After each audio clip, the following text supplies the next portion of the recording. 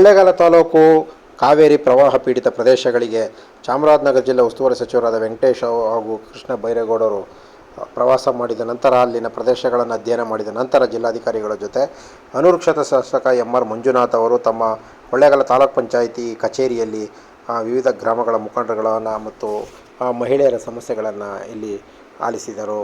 ಈ ಸಂದರ್ಭದಲ್ಲಿ ಬಂಡಳ್ಳಿ ವ್ಯಾಪ್ತಿಯ ನಾಗನಕಟ್ಟೆ ಎಂಬ ಪ್ರದೇಶದಲ್ಲಿ ಇದ್ದಂತಹ ಜನರ ಸಮಸ್ಯೆಗಳು, ಅಲ್ಲಿ ಕುಡಿಯೋ ನೀರು ಆಗ್ಬೋದು, ರಸ್ತೆ ಆಗ್ಬೋದು, ಅಥವಾ ಗ್ರಾಮದ ಮೂಲಭೂತ ಸೌಲಭ್ಯ ಆಗ್ಬೋದು, ಸ್ಮಶಾನ ಆಗ್ಬೋದು ಮತ್ತು ಇನ್ನಿತರ ಸೌಲಭ್ಯಗಳಾಗ್ಬೋದು.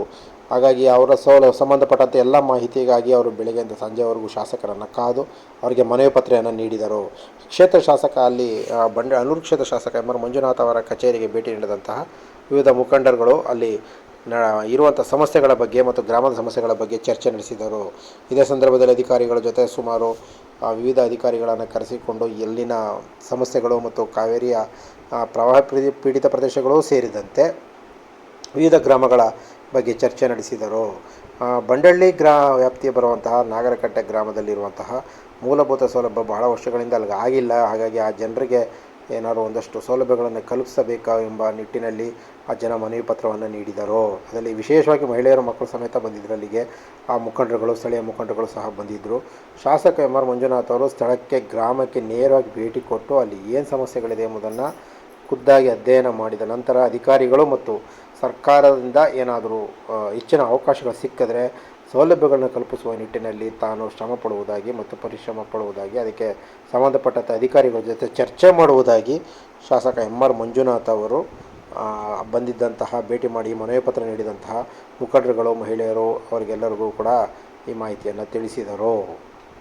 ಈ ಸಂದರ್ಭದಲ್ಲಿ ಅನೇಕ ಮುಖಂಡರುಗಳು, ಮಂಜುನಾಥ್ ಅವರ ಬೆಂಬಲಿಗರು ಸೇರಿದಂತೆ ವಿವಿಧ ಭಾಗದಿಂದ ಬಂದಿದ್ದಂತಹ ಅವರ ಕ್ಷೇತ್ರ ವ್ಯಾಪ್ತಿಯ ವಿವಿಧ ಮುಖಂಡರು, ಹೆಣ ಉಳೋದಕ್ಕೂ ಕೂಡ ನಮಗೆ ಸ್ಮಶಾನ ಜಾಗದ ವ್ಯವಸ್ಥೆ ಇಲ್ಲ ಮತ್ತು ಕುಡಿಯೋ ನೀರಿಗೆ ಬೇರೆಯವರ ಪಂಪ್ಸೆಟ್ ಬಾವಿಗಳಿಗೆ ಹೋಗಿ ನಾವು ನೀರನ್ನು ಕೇಳುವಂಥ ಪರಿಸ್ಥಿತಿ ಇದೆ.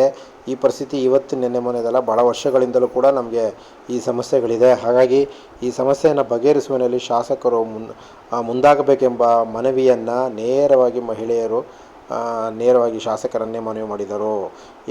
ಹಾಗಾಗಿ ಅವರು ಶಾಸಕರು ಈ ಸಂದರ್ಭವನ್ನು ಅವರ ಮನವಿ ಪತ್ರವನ್ನು ಪರಿಶೀಲನೆ ಮಾಡಿದ ನಂತರ ಮತ್ತು ಬಂದಿದ್ದಂಥ ಮುಖಂಡರುಗಳ ಜೊತೆ ಸಮಾಲೋಚನೆ ನಡೆಸಿದ ನಂತರ ಕ್ಷೇತ್ರ ವ್ಯಾಪ್ತಿಗೆ ಮತ್ತು ಬರುವಂತಹ ಬಂಡಳ್ಳಿ ವ್ಯಾಪ್ತಿ ಬರುವಂತಹ ನಾಗರಕಟ್ಟೆ ಗ್ರಾಮಕ್ಕೆ ಸದ್ಯದಲ್ಲೇ ಖುದ್ದಾಗಿ ತಾನು ಭೇಟಿ ಮಾಡುವುದಾಗಿ ಅಧಿಕಾರಿಗಳು ಮತ್ತು ವಿವಿಧ ಸಂಬಂಧಪಟ್ಟಂಥ ಅಧಿಕಾರಿಗಳನ್ನು ಅಲ್ಲಿಗೆ ಕರೆಸಿಕೊಂಡು ಏನು ಸಮಸ್ಯೆಗಳಾಗಿದೆ ಎಂಬುದರ ಬಗ್ಗೆ ಕೂಲಂಕುಷವಾಗಿ ಚರ್ಚೆ ಮಾಡಿ ಮತ್ತು ಸ್ಥಳೀಯ ವ್ಯವಸ್ಥೆಯಲ್ಲಿ, ಸರ್ಕಾರ ಮಟ್ಟದಲ್ಲಿ ಮತ್ತು ಆಡಳಿತ ವ್ಯವಸ್ಥೆಯಲ್ಲಿ, ತಾಲೂಕು ಆಡಳಿತ ವ್ಯವಸ್ಥೆಯಲ್ಲಿ ಈ ಸಮಸ್ಯೆಗಳನ್ನು ಹೇಗೆ ಬಗೆಹರಿಸ್ಬೋದು ಮತ್ತು ಗ್ರಾಮ ಪಂಚಾಯತಿ ವ್ಯಾಪ್ತಿಯಲ್ಲಿ ಏನಾದರೂ ಸಮಸ್ಯೆಗಳಿಂದ ಅನುಕೂಲ ಕಲ್ಪಿಸಬಹುದಾ ಅಥವಾ ವಿವಿಧ ಇಲಾಖೆಗಳಿಂದ ಅಲ್ಲಿ ಏನಾದರೂ ಕಂದಾಯ ಇಲಾಖೆಗಳಾಗ್ಬೋದು, ಹಾಗಾಗಿ ಗ್ರಾಮೀಣಾಭಿವೃದ್ಧಿ ಮತ್ತು ಪಂಚಾಯತ್ ರಾಜ್ ಇಲಾಖೆಯ ಅಧಿಕಾರಿಗಳಿಂದ ಏನಾದರೂ ಈ ಗ್ರಾಮಕ್ಕೆ ನೆರವು ಸಿಕ್ಕುವಂಥ ವ್ಯವಸ್ಥೆಗಳಿದ್ದರೆ ಖುದ್ದಾಗಿ ಅದನ್ನು ಭೇಟಿ ನೀಡಿ ಎಲ್ಲರನ್ನು ಕರ್ಕೊಂಡು ಹೋಗಿ ಅಲ್ಲಿ ಸಮಸ್ಯೆಯನ್ನು ಬಗೆಹರಿಸುವ ನಿಟ್ಟಿನಲ್ಲಿ ತಾವು ಕೆಲಸ ಮಾಡುವುದಾಗಿ ಬಂದಿದ್ದಂಥ ಮಹಿಳೆಯರಿಗೆ ಭರವಸೆಯನ್ನು ನೀಡಿದರು.